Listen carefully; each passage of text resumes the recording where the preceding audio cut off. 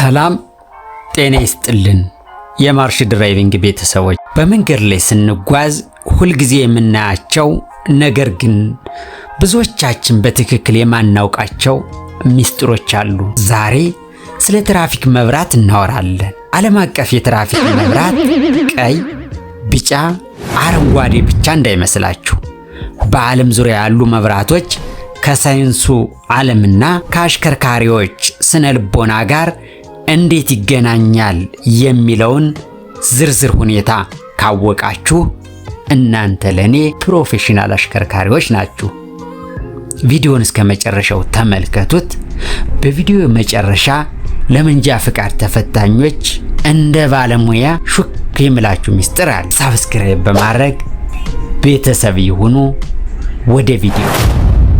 በመግቢያ እንደገለጽኩት የዛሬው ርዕሳችን ዓለም አቀፍ የትራፊክ መብራቶች ሕግና ሳይንስ ወይም ኢንተርናሽናል ትራፊክ ላይት ይሆናል። ዓለም አቀፍ የትራፊክ መብራቶች አንድነትና ልዩነት ከማየታችን በፊት የኢትዮጵያ የትራፊክ መብራት ሕግና ደንብን እናያለን። በኢትዮጵያ የትራፊክ መተላለፊያ ደንብ ቁጥር 208/2003 መሰረት የመብራት ምልክቶችና ትርጉም እንዲሁም ቅጣት ጠበቅ ያለ ነው።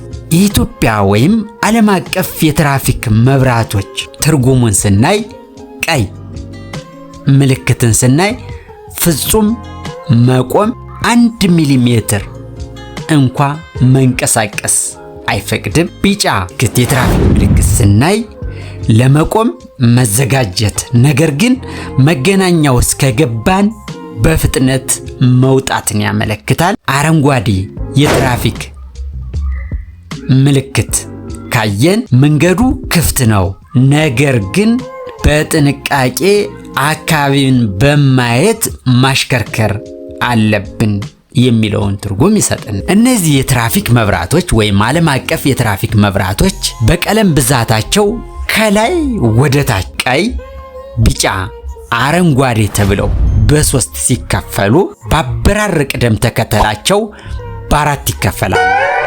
አንደኛ ቀይ፣ ሁለተኛ ቀይና ቢጫ፣ ሶስተኛ አረንጓዴ፣ አራተኛ ቢጫ ናቸው። ይህን እንዲህ ካየን አንዳንድ ቦታዎች ላይ የትራፊክ መብራቶች ብልጭ ድርግም ሲሉ እናያለን።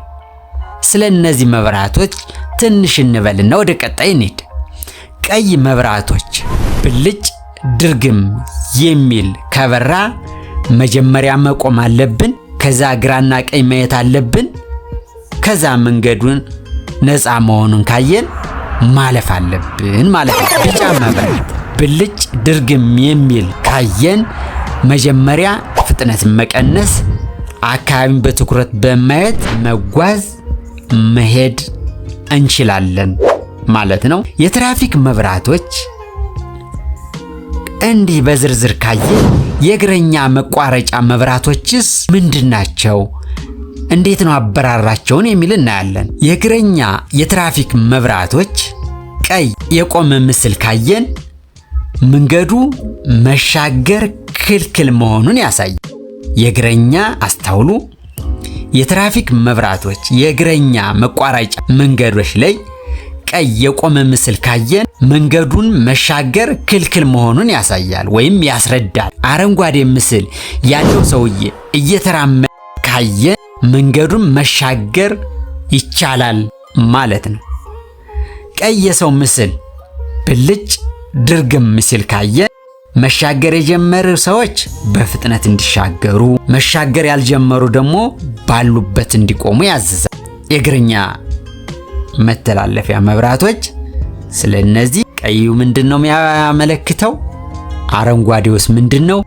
ቀዩ ብልጭ ድርግም ካለስ ትርጉሙ ምንድነው የሚለውን ካየን የባቡር መንገድ መቋረጫ መብራቶችስ ምን ናቸው? እንዴት እናያቸዋለን የሚለውን እናያለን። የባቡር መንገድ መቋረጫ መብራቶች እንደየሀገር ትንሽ ልዩነት ቢኖረውም ባቡሩ ፍጹም እንደማይመጣና መንገዱ ክፍት መሆኑን ለመግለጽ ነጭ ምስል ወይም አረንጓዴ መብራት ጥቅም ላይ ያውላሉ። አብዛኛውን ጊዜ ግን የተለመደው 2 ቀይ መብራቶች ተራ በተራ ብልጭ ድርግም የሚሉ ከሆነ ባቡሩ እየመጣ ስለሆነ በፍጹም ማለፍ አይቻልም ማለት ሲሆን ከመብራቶች በተጨማሪ ግን የድምፅ ማስጠንቀቂያ ወይም አላርም አብሮ ይጮሃል።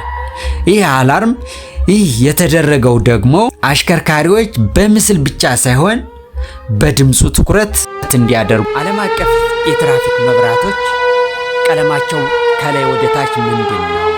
ዓለም አቀፍ የትራፊክ መብራቶች ከላይ ወደ ታች ምን ይባላሉ? አበራር ቅደም ተከተላቸውስ በስንት ይከፈላሉ? የእግረኛ መተላለፊያ መብራቶችስ ምን ናቸው? የባቡር መተላለፊያ መብራቶችስ ምን ናቸው? የሚለውን በትንሹ እንዲህ ካየን ስለ ቀስት መብራቶች ትንሽ መረጃ ልስጣችሁና ወደ ቀጣይ ልለፍ። ስለ ቀስት መብራቶች ትንሽ መረጃ ልስጣችሁ። እነዚህ መብራቶች ለተወሰነ አቅጣጫ የሚያገለግሉ ሲሆን አስተውሉ።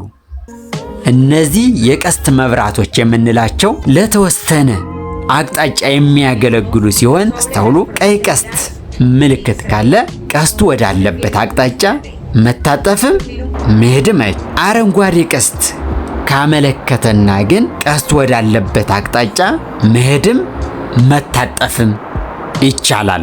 ቀስቶች እንዲህ ትርጉም የሚሰጡን ከሆነ ዛሬው ቪዲዮ ይህንን ይመስላል።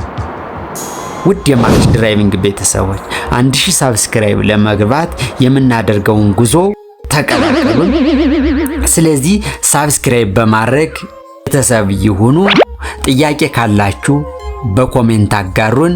በቀጣይ ቪዲዮ ስለ ትራፊክ የእጅ ምልክትና በቀጣይ ቪዲዮ ስለ ፖሊስ የትራፊክ የእጅ ምልክቶች ትርጉምና ምን ይመስላል የሚለውን ምሳሌያቸውን እናያለን እና የፍሬቻ ጥቅሞች፣ ግራ ፍሬቻ ጥቅሙ ምንድነው፣ የቀይ ፍሬቻ ጥቅሙ ምንድነው የሚለውን በቀጣይ ቪዲዮ ዘርዘር አድርገን እናያለን። እስከዛው ሰላም ቆዩ። እናመሰግናለን።